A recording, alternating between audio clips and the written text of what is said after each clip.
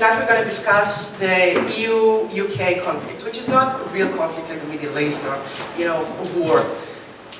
We finished that like a long time ago.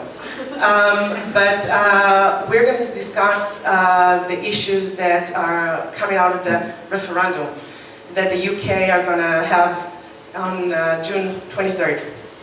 And what's a referendum? It's basically a vote that almost everyone on voting age can vote mostly yes or no. And the question, let me quote that exactly, is going to be, should the UK remain a member of the EU or leave the EU? I don't know how you can answer that with yes or no, but I guess they're going to figure it out by June 23rd.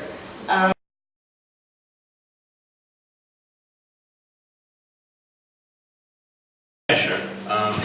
So the way I see it, I'm from Scotland, and to be honest with you, I don't actually know what the stance of like Wales is, for example, but I know that the SNP, which is the ruling party in Scotland, is pro the EU. Has been for a long time. David Cameron in Westminster and the Conservative Party are also pro EU. It's funny because there's a nationalistic movement in England called UKIP, led by Nigel Farage, and they've actually got a significant amount of votes. It's something like 3.5 million at the last election, so they're a relatively big party, and they're a nationalistic movement that's completely anti-EU, and they want to leave. I guess that most of you find out that we have a big nationalistic movement nowadays, since we have the big refugee problem. This is growing. Yeah, we Germans have bad experience with that.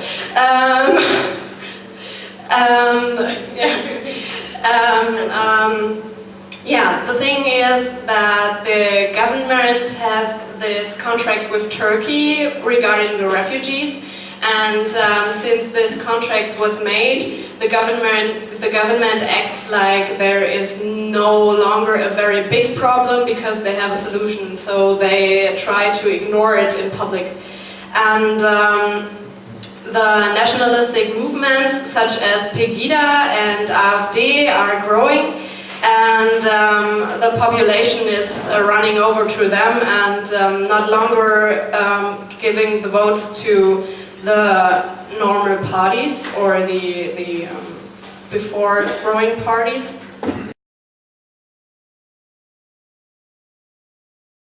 Well, I think it's definitely going to be the breakdown of Schengen. This has lots of people from the Eastern European countries have traditionally come to the Western countries to work in France and Germany, Denmark and Scandinavia. And this whole debate about people coming actually to work in these countries, and the whole discussion about, oh, they're stealing all our benefits, that is what this is about, that people are afraid that they're losing their benefits.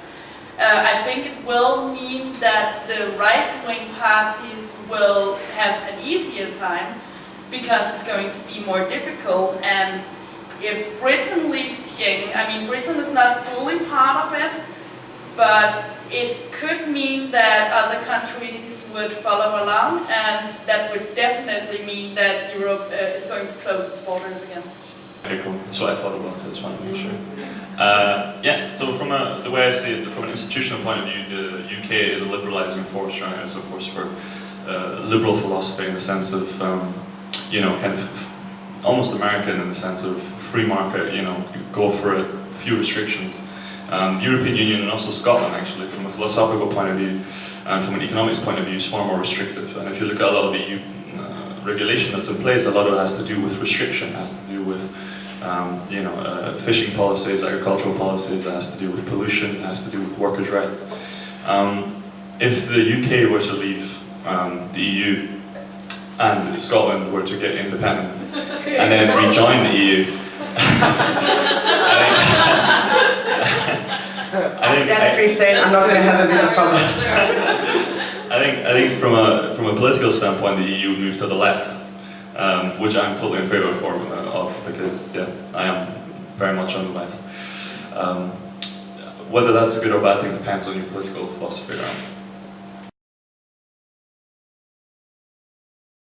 I read that the UK has a problem with migration of EU citizens, and they don't want that anymore, and not in that big part that it is now.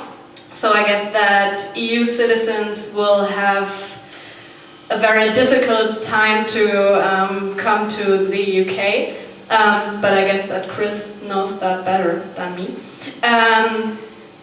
I'm not so sure whether the EU will find some special contracts for UK citizens, because on the one hand side, if they find special contracts, other countries will be happy and say, okay, we are going to leave the EU and get this special contract and have all the benefits. Right, well, to me it seems pretty clear cut what's going to happen, to be honest. It's not a matter really of debate. If the UK does leave the EU, free movement of people and work and capital will disappear, and we'll have to apply, just like a Canadian, just like somebody from the US, simply to enter any of the EU countries. It seems pretty straightforward to me, and I think it's a huge shame. I mean, in Scotland there's around 170,000 students from abroad, from EU countries, and I graduated in 2014, and I can tell you that the foreign students, the European students, were an integral part of the experience that I had, and it was so important. Well, I don't think it's going to be the worst for university students, because there are also programs in other parts of the world, and they always seem to find a solution for people who are doing education and stuff. But I do think it's going to be a problem. No, but I think the biggest problem is actually the working force you have in England from the rest of the EU, and often people who are doing jobs that the British don't want to do. We have that in all the Western European countries. And I think they're going to stay. No, I think you have so many, like the Scottish people are very much for the EU. Northern Ireland, it will also cause them a huge amount of problems leaving the EU. The whole thing that you can cross between Northern Ireland and Ireland is a huge part of the peace treaty among the Protestants and Catholics there. So I think they're going to stay because there are so many people who won't have any benefits from it if they leave. It would just cause more trouble. Yeah, I totally agree. I think they're going to stay.